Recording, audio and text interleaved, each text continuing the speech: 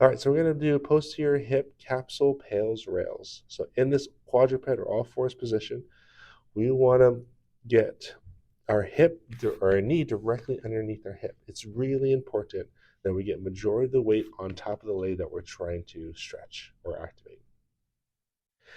What we don't want to do is we don't want to be in this pigeon-like pose where the hip's back behind the knee, or slightly in front of the knee. We want to keep it stacked directly on top of it, like you're trying to push that femur to the back of the hip capsule.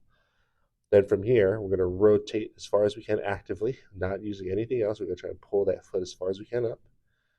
Once we get to that end range, we're going to drop that opposite hip pelvis down towards the ground and drop the knee right behind the ankle.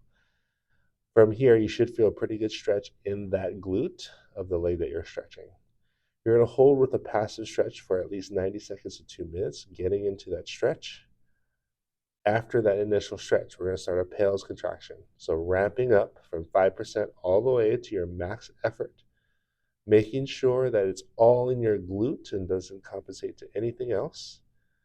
Once we get to that max effort, you want to hold that max effort for 15 to 20 seconds, so as hard as you can. You're really pushing the ankle into your knee.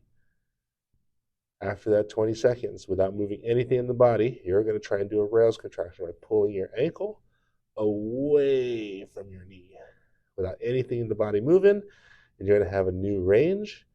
Then you're going to go ahead and place that knee back behind the ankle in that new range, and you're going to hold for a second. Allow yourself to breathe. Again, you want to make sure that you're pushing that femur to the back of the hip socket so that you have the sensation of a stretch in your glute. If you feel the anterior hip and the front of the hip or any pinching sensation, readjust yourself. Maybe drop this back a little further. Find a range where you do the contraction that is all in your glute. So again, a review: PAILs contraction, ankle into the knee. Get to maximal effort for about 20 seconds. Once you're there, after that, we're going to pull that foot away from the opposite knee. What should start to happen when you pull that foot from the opposite knee is you should feel the inside groin muscle actively pulling your foot into new ranges.